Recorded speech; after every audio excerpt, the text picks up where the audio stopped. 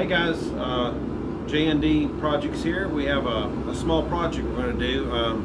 I have been working some really weird hours, and so honestly a little bit tired, and so but we still want to make some content for you.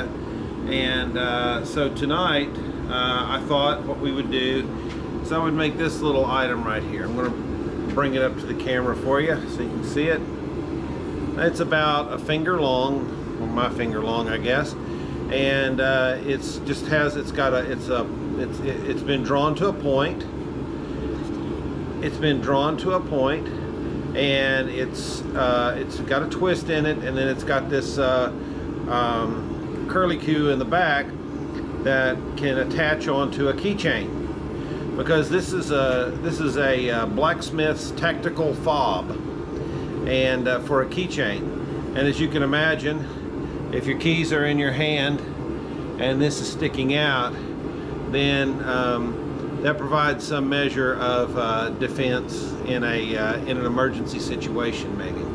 So we're going to show you how to make one of these things. It doesn't take but about 2 or 3 minutes really to make it, and but we got to get over to the forge to do it. So I'm going to be doing the work this time, and John here is going to be doing the video. Yep.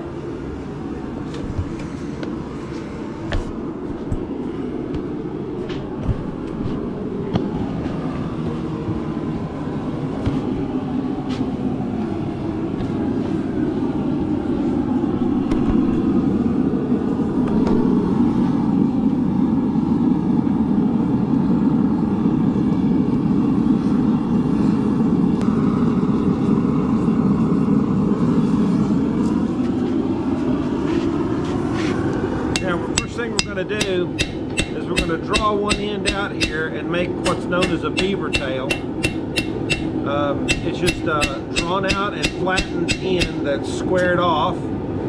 That's called a beaver tail, as opposed to like a curlicue that is drawn out to a point. The beaver tail will give more security on the key ring, and it won't have the propensity to want to fall off. We're going to draw this out. I might take another heat here to get this heated up again, and we'll draw it out just a little bit more.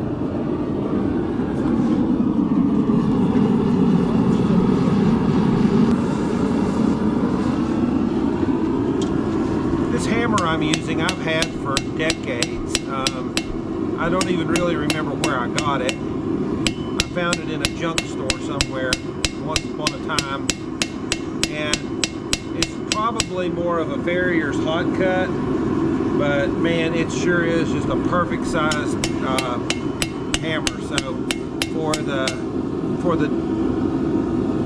dyed in the wool blacksmith, this might be sacrilege, but it sure works out well for us. So, and you don't need a very big hammer here. I mean, we could use a much larger hammer, but I found that these small hammers for this small work works just fine. So now I'm going to get it hot again, then we're going to make the curlicue.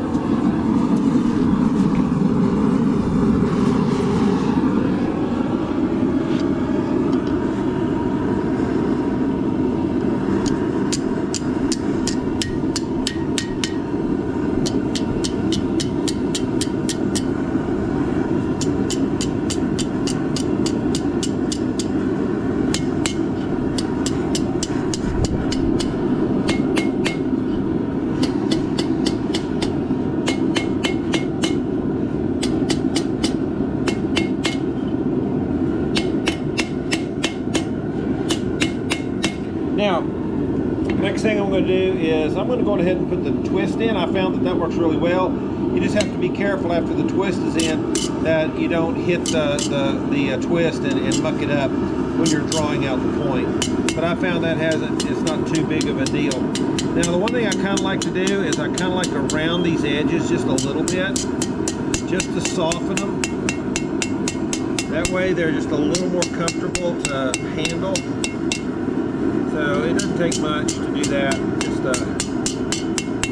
And I've kind of lost my heat now anyway, so we're going to go back, and the next thing we're going to do is twist this thing once I get it heated up again.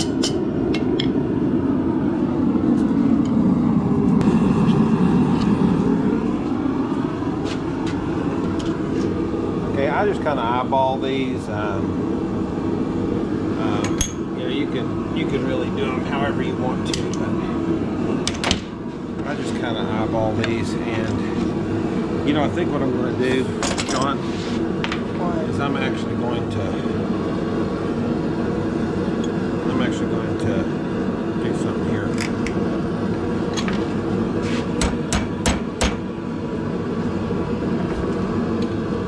Or try to, at least.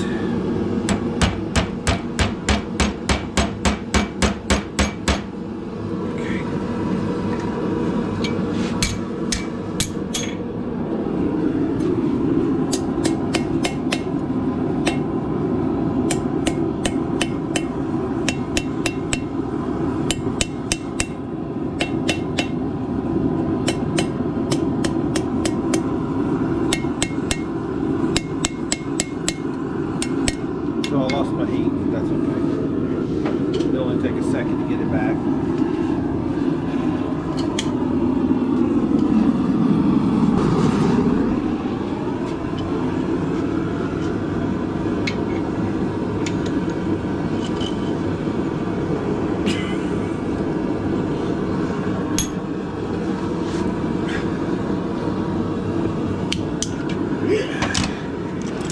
Yes, sir.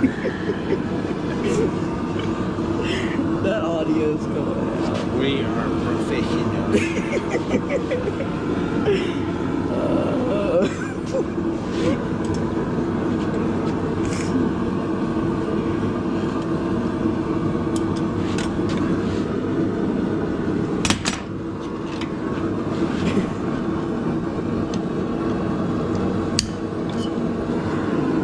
Let me give it a quick brush here and get some of that scale off of there.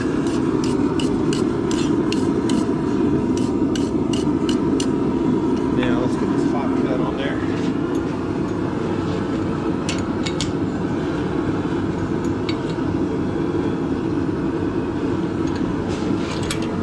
I'm going to go on ahead and mark it where I want to cut it.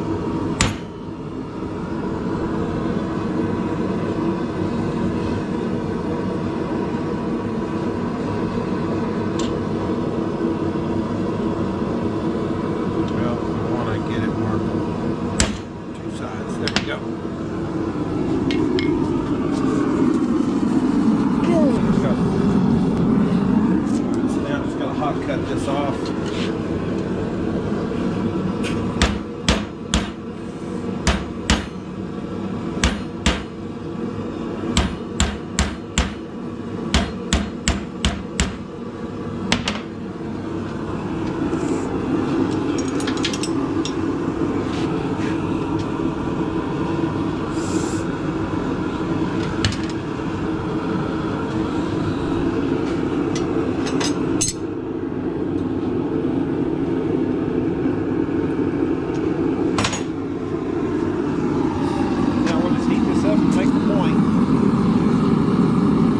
I don't know if you can see or not, but I didn't notice it, but it's a little woogity. Can you see the woogity there?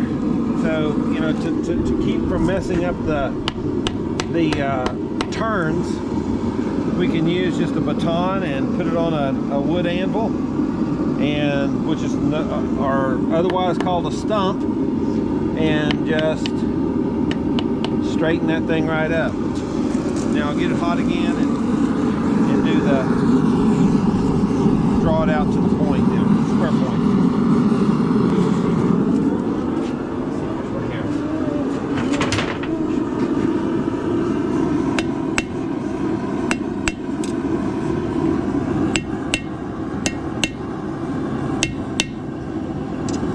There's something on these old tongues that are oil or something.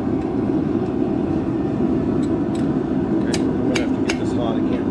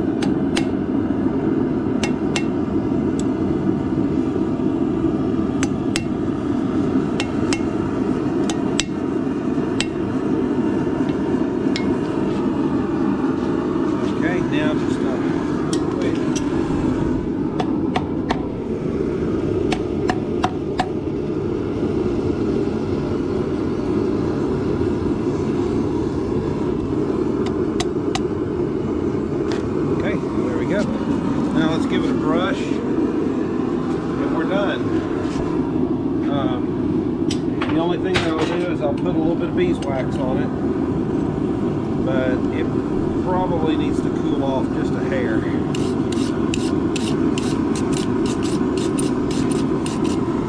This gets most of that forge scale off by brushing it like this. You can see the scale that's on the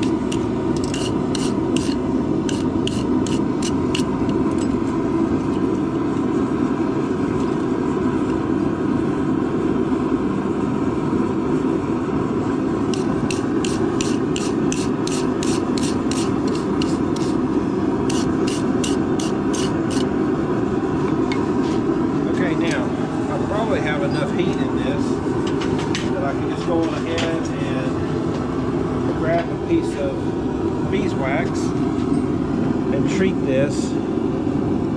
This puts a nice coating on it. You can see how it melts, and it's a little hot because it's smoking, but I think it'll do.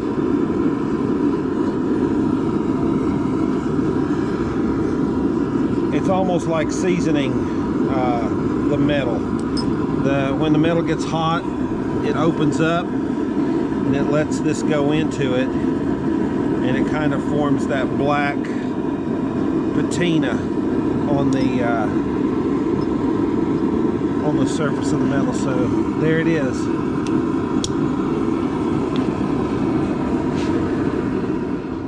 Okay guys, that will do our video. You notice that, well, the one that I showed you to begin with is a little bit longer. They don't have to be the exact same length, but once again, they're just a little keychain fob, and it's a great little tactical tool to have along in your with your keychains. All right.